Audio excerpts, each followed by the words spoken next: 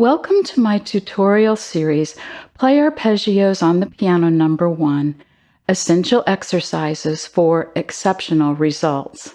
Arpeggios are definitely a common and basic building block of piano music, so it's necessary to play arpeggios with accuracy, flow, and strength. From these 4 tutorials, you'll be able to learn the basic techniques about the skills and development needed to play musical and proficient arpeggios. So what is an arpeggio? An arpeggio consists of the notes of a chord being played in succession, like a broken chord instead of a block or a solid chord. The chord being arpeggiated can be played countless ways.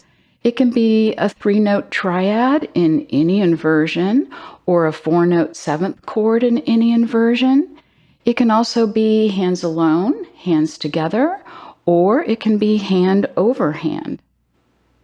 Let's begin our arpeggio training with this first fantastic exercise that will produce incredibly quick results.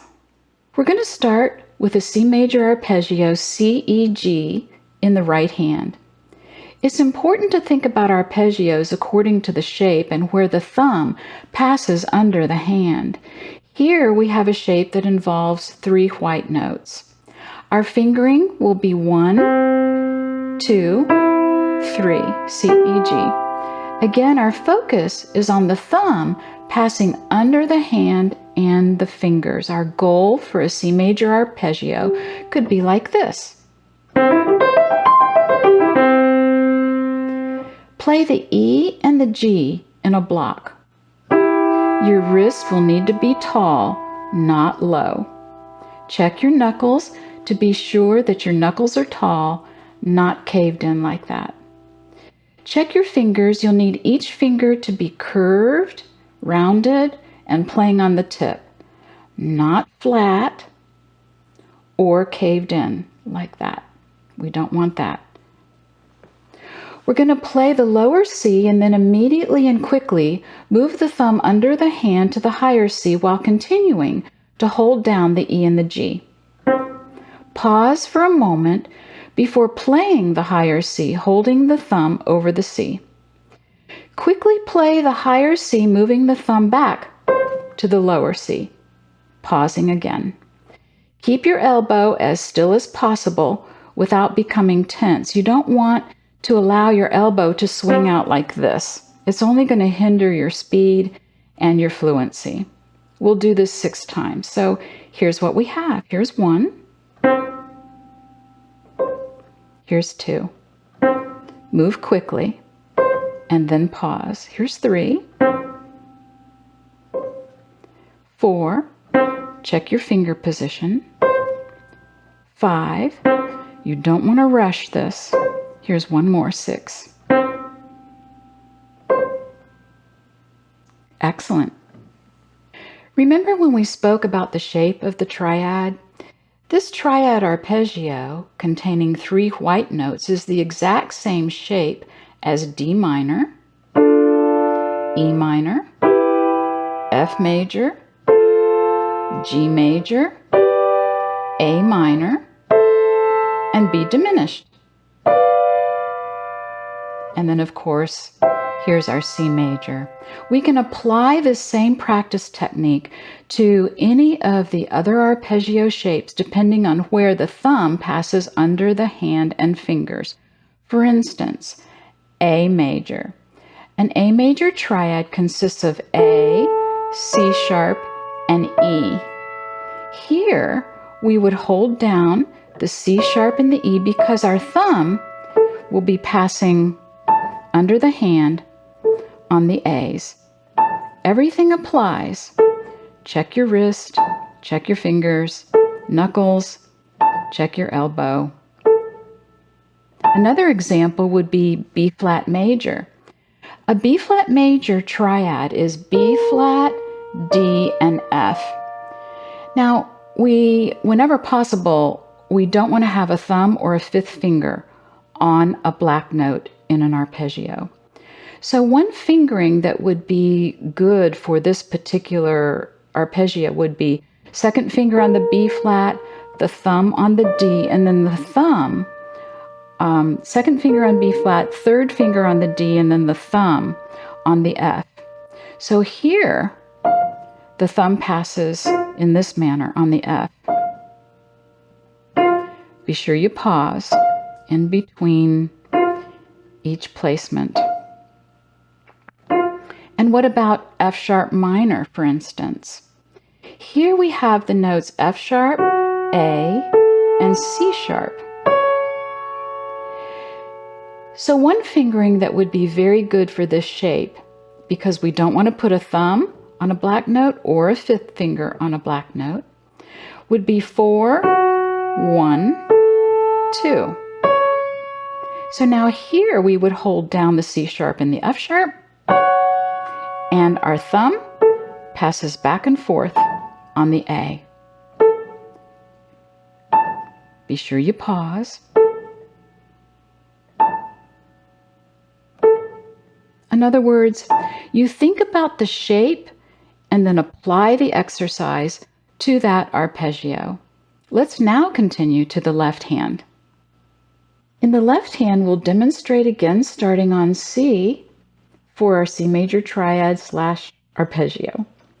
Place the fifth finger on C, fourth finger on E, and second finger on G. Even though we begin on the fifth finger to get started, the thumb ends up passing under the fingers on C in the actual arpeggio. Remember to begin and think about the overall shape of the arpeggio.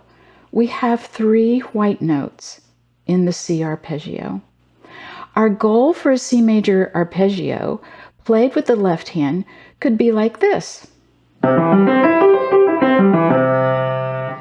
Play the E and the G in a block. Your wrist will need to be tall, not low. You don't want that. Check your knuckles.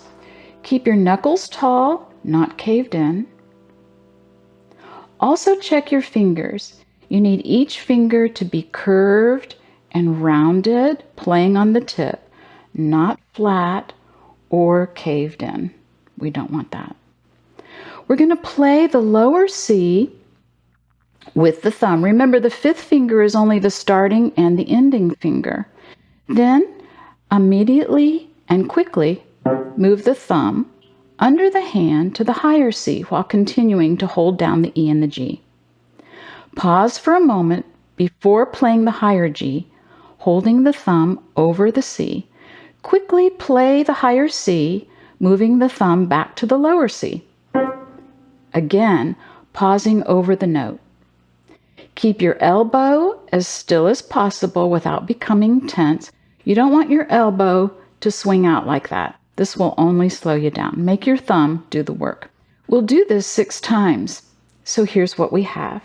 Starting here, here's 1. Check your elbow. This is 3. Make sure your fingers are tall. Here's 4. 5. Keep your hand tall. Here's 6. Good.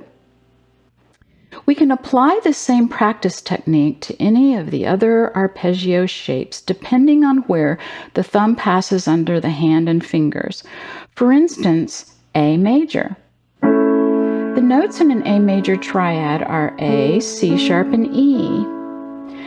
I like using my fourth finger on the C sharp and second finger on the E for an arpeggio fingering. You can use your third finger too, depending on what the music is dictating. So here you would play your C sharp and E with the fourth finger and second finger. Your thumb passes under the hand on the A. Check your fingers, check your elbow. Back and forth, just like that, for the 6 times. Another example would be B flat minor. The notes in a B flat minor chord or arpeggio are B flat, D flat, and F. So remember that our fingering for arpeggios is such that we would never put a fifth finger on a black note or a thumb on a black note. if at all possible. So this fingering could be third finger on the B flat, second finger on the D flat, and our thumb would be on the F. So now what we have is the arpeggio shape going back and forth with the thumb passing under the hand on the F. Back and forth, checking hand position, elbow. And then another shape would be A flat major, A flat, C, and E flat. Again, we want to avoid the fifth finger and the thumb being on black notes. So one fingering that would be good, depending on what your music is showing, you would have your second finger on A flat, thumb on C, and then fourth finger on E flat. So here, your thumb will be passing underneath on the C's. So we'd have our fourth finger on E flat, second finger A flat, and here we go with the exercise with the thumb moving on C's. Checking all the things that we need to, our elbow, finger position, hand position. Think about the shape and where the thumb passes under the fingers. Then apply this exercise to that arpeggio. Excellent work. This practice technique, when done consistently, will provide tremendous results as you train your fingers to play arpeggios with speed, evenness, ease, and control. You did a great job.